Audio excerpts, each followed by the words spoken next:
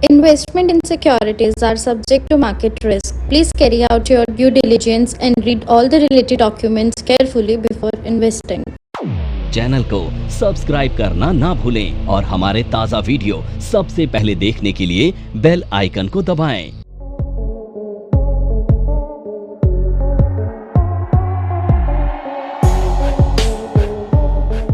ये हम अभी पहले डिस्कस कर चुके हैं कि जो पुराने उसमें था 115 BAC में ध्यान रखना, ये जितनी भी रिटर्न है जो हम 60,000 रुपये की 87A की रिबेट कर रहे हैं वो उन्हीं को मिलेगी 12 लाख रुपए की इनकम जो new regime under section 115 BAC अपनी जो ITR 115 BAC में फाइल करेंगे। अगर आप अपनी ओल्ड रिजिम में ITR फाइल करोगे तो आपको छूट वही 12,500 की है, ध्यान रख लेना, यानी कि आपकी 5 ही लाख रुपए तक की इनकम एग्जम्प्ट है अगर आप ओल्ड रिजिम में फाइल कर रहे हो तो आपके लिए 87A की रिबेट 12,500 ही है। ओल्ड रिजिम वो वाला जो 0 से 2.5 से 5, इससे पिछले साल की बजट की बात नहीं कर रहा हूँ मैं, ओल्ड रिजिम बात कर रहा हूँ 0 से 2.5 से 5, 5 से 10 वाला, वो वाली बात कर रहा हूँ मैं, है ना, जहाँ 10 लाख से ऊपर होते स्लैब 30% पे चले जाता था, उसकी बात कर रहा हूँ। और जो न्यू रिजिम पिछले साल तक एप्लीकेबल था, वहाँ 7 लाख पे 25,000 रुपये तक की छूट मिलती थी, लेकिन जैसे अभी उन्होंने बोला कि 12 लाख रुपए तक पे मैक्सिमम रिबेट कितनी हो जाएगी, 60,000 रुपये की हो जाएगी। अच्छा, आपके पास सैलरी इनकम है, 12,60,000 रुपये की सैलरी इनकम है, क्या आपकी टैक्स लाइबिलिटी बनेगी या नहीं बनेगी? ग्रॉस सैलरी आपकी, ग्रॉस सैलरी है, ध्यान रखना, ये आपको पूरे साल में ग्रॉस सैलरी मिली है 12,60,000 रुपये की, क्या आपको कोई टैक्स देना है या नहीं देना है? 3 लिख रहा हूँ, 12,60,000, 12,75,000, 12,80,000, आपको कहीं कोई टैक्स देना है या नहीं देना, बताओ। अच्छा चलो पहले वाले को 12 लाख कर देते हैं। अब बताओ, केवल सैलरी की इनकम है, ग्रॉस इनकम है, ये ग्रॉस इनकम, अभी कोई डिडक्शन एग्जेम्पशन कुछ नहीं क्लेम करी है। नहीं होगा इस पे। किस पे नहीं होगा? नहीं, इस पे नो टैक्स। अच्छा, और 12,75 पे? पे भी नहीं होगा। 12,75 पे भी नहीं होगा? कौन, श्रद्धा बोल रहे हो? हाँ, वो देखो जागा हुआ बच्चा। 75,000 रुपये की स्टैंडर्ड डिडक्शन मिलती है न्यू रिजिम में, अगर याद हो तो 75,000 की घटाओगे तो कितने बचेंगे भैया? तो कहाँ आ गए आप? यहीं पे आ गए ना। और यहाँ पे 75 डिडक्शन घटाते कितने, तो 11,25 हो जाती। यहाँ पे स्टैंडर्ड डिडक्शन घटाते तो कितने हो जाएगी? 11,25 रह जाएगी, नहीं है तो 12 में भी है, स्टैंडर्ड डिडक्शन घटाओगे तो 11,25 रह जाएगी। यहाँ पे क्या होगा? 5,000 बचेगा। अब 12,500 पे लगे, लेकिन मैं बोल रहा हूँ फिर भी टैक्स नहीं लगेगा, मतलब कम लगेगा। 12,05,000 पे वैसे टैक्स कैलकुलेट करो ज़्यादा लगेगा, आपका टैक्स बस 5,000 ही लगेगा, आपका टैक्स 5,000 लगेगा, पूरा 12 लाख पे नहीं लगेगा, नहीं है। मार्जिनल रिलीफ मिलता है, मार्जिनल रिलीफ कहता है अगर आपकी जो क्या नाम कहते हैं एक्स्ट्रा इनकम है जिसकी वजह से आपका टैक्स स्लैब जंप हो रहा है, वो आपकी टैक्स लायबिलिटी को भी खा जाए, तो मतलब आपकी एक्स्ट्रा इनकम कितनी है? 5 लाख, इस पे टैक्स निकालोगे तो कितना आएगा? इस पे टैक्स निकालोगे तो 60,000 और 5,000 का 15% और निकालना पड़ेगा ना मेरे ख्याल से, 5,000 फालतू थे, 15% निकालोगे 7 कितना हो गया? 750 रुपये। मतलब आपके पास इस 5,000 रुपये की वजह से आप 61-62,000 रुपये की टैक्स लायबिलिटी पे जा रहे हो। आपकी इनकम कितनी है? केवल 5,000 ही। तो अगर देखो इसकी 12 थी, इससे टैक्स लिया, इसकी 12 लाख रुपए इनकम थी, इससे कोई टैक्स मांगा आपने? मेरे से 5,000 रुपये इनकम हो गई फालतू, तो 5,000 इनकम फालतू है, मेरे को कह रहे हो 61,000 रुपये दे दो, तो उसमें मार्जिनल रिलीफ मिल जाता है। कहता भाई हम आपसे 5,000 लेंगे, बात खत्म, 61 नहीं लेंगे। आपकी जितनी भी टोटल इनकम है जिसकी वजह से आपके ऊपर टैक्स बर्डन एक्स्ट्रा आ रहा है, तो हम उतनी लेंगे जो एक्स्ट्रा वाली इनकम है, 5,000 दे देना बस, आपको 60,000-62,000 रुपये नहीं देने हैं। समझ आई बात? नहीं समझ आई? देखो आपकी इनकम है 12,50,000 रुपये, ये टैक्सेबल इनकम है, ठीक है, इसमें स्टैंडर्ड डिडक्शन वगैरह सब घटा दिया। अब इसका टैक्स निकालो, इसका टैक्स शॉर्टकट में निकालोगे तो कितना आएगा? 12 लाख में से 12 लाख रुपए तक पे 10% निकालो, यानी कि इस पे 12 लाख तक पे 10% यानी कितना हो गया? 1,20,000।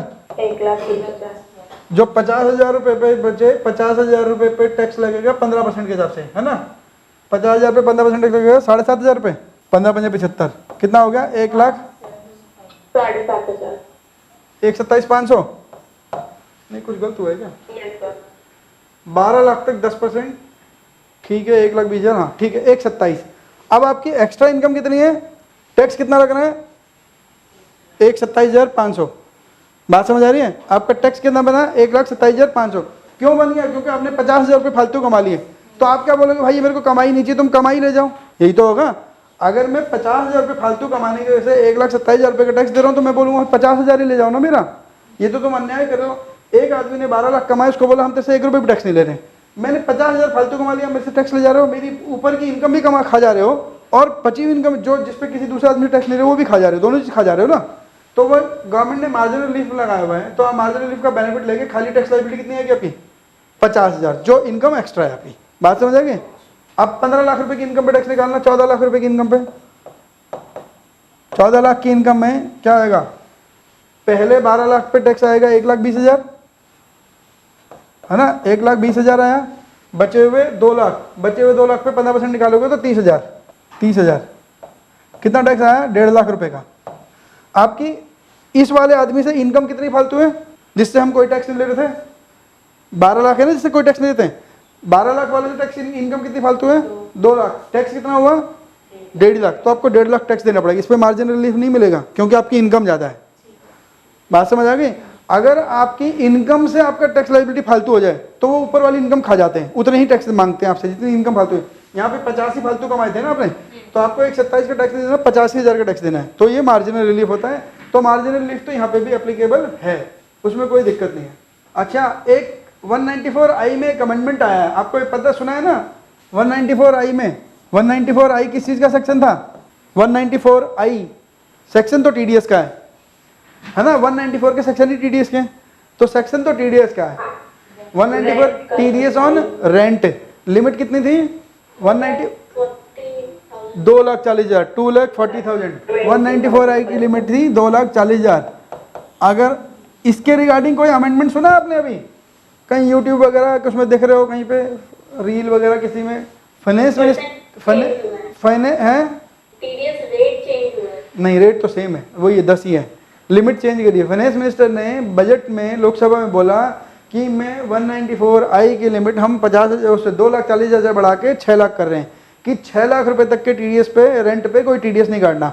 लेकिन ये बात गलत है, बात गलत ऐसे है, वहाँ पे उन्होंने क्या कर दिया, 2,40,000 रुपये को हटा के लिख दिया मंथली रेंट एक्सीडिंग ₹50,000 और पार्ट ऑफ द मंथ। मतलब अगर आपका किराया 50,000 रुपये से ज़्यादा है, मान लीजिए आपने अप्रैल में एक ऑफिस किराए पे लिया, अप्रैल 25 में, उसका किराया तय हुआ 60,000 रुपये।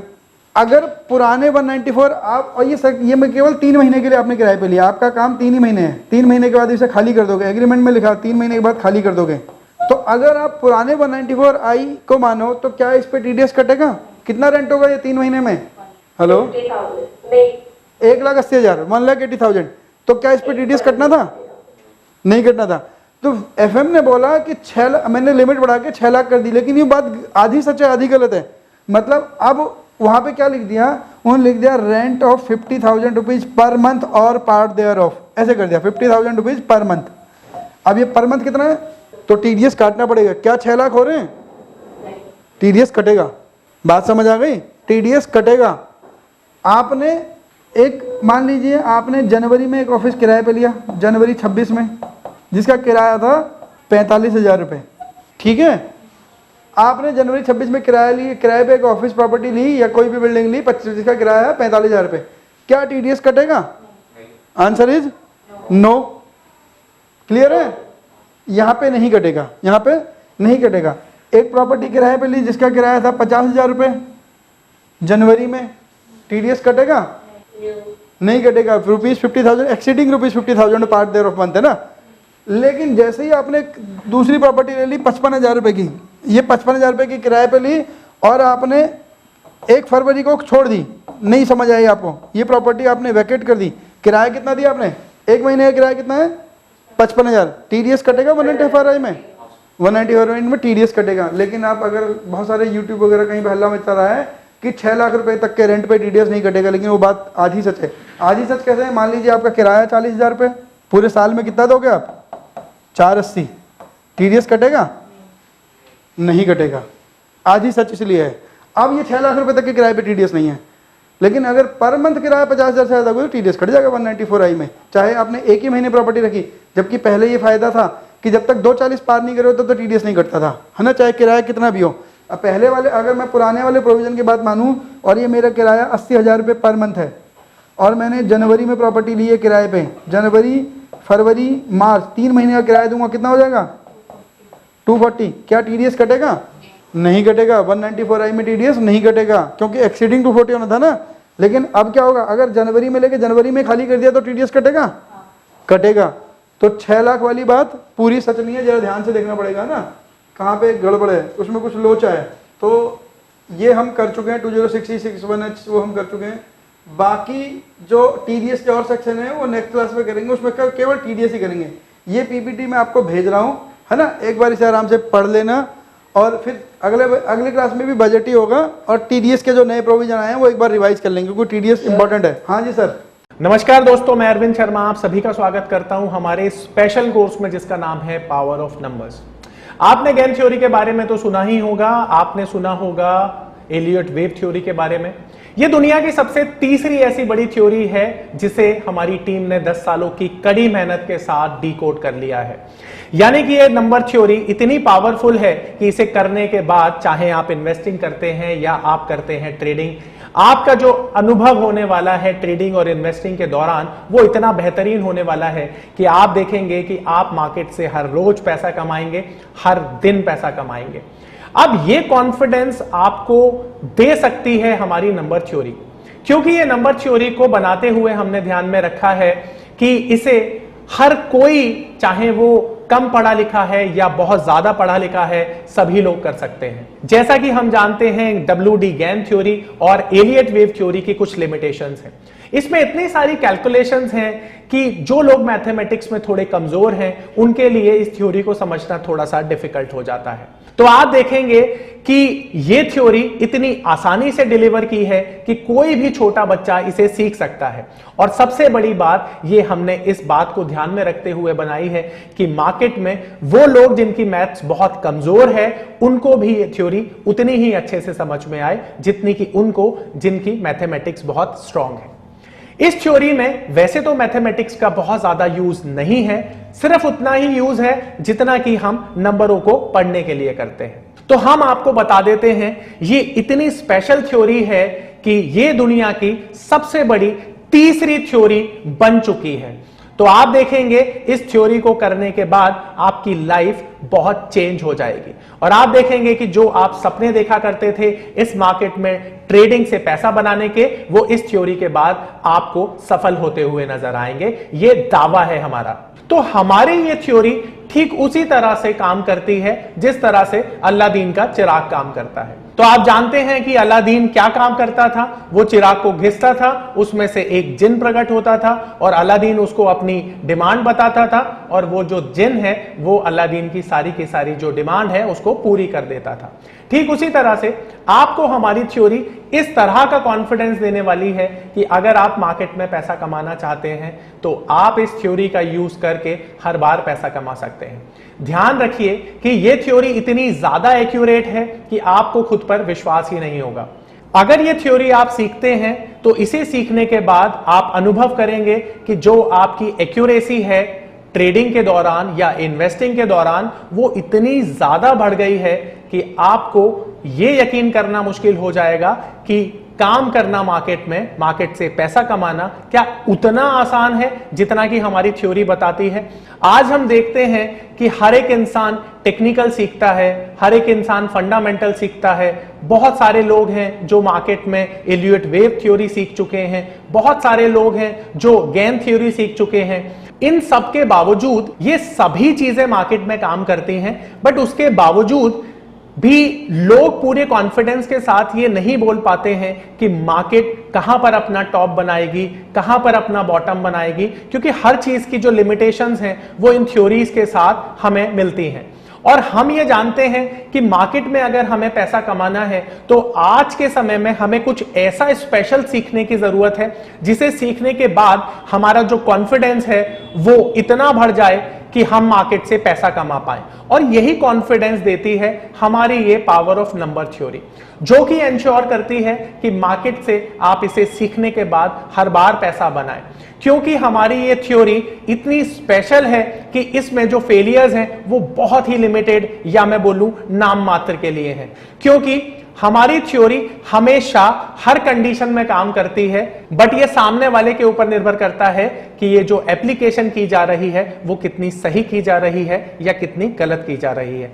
अगर आप सही एप्लीकेशन करते हैं मार्केट की तो आप देखेंगे कि हमारी थ्योरी इतने बेहतरीन रिजल्ट देती है कि दुनिया में शायद इसकी तुलना किसी भी थ्योरी से करना आपको बेईमानी लगेगी।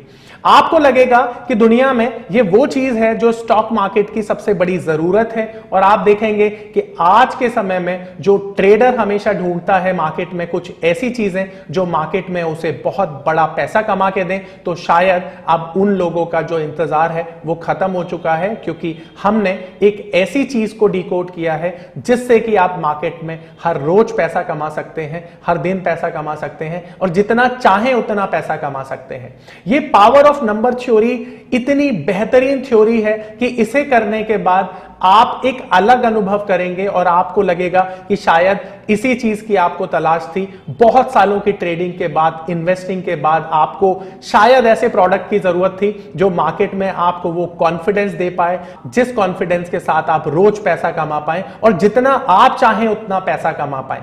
तो हमारी ये जो पावर ऑफ नंबर थ्योरी है ये आपको आपकी सभी इच्छाओं को पूरा करने के लिए है, और आप देखेंगे कि इस थ्योरी को करने के बाद जो आपका कॉन्फिडेंस है, आपकी जो एक्यूरेसी है, आपकी जो क्षमताएं हैं मार्केट से पैसा कमाने की, वो बहुत ज्यादा बढ़ जाएंगी। और आप देखेंगे कि जो आपने आज से पहले अनुभव नहीं किया था अपनी ट्रेडिंग के दौरान या इन्वेस्टमेंट के दौरान, आप इतना बेहतर अनुभव करेंगे इस कोर्स को करने के बाद।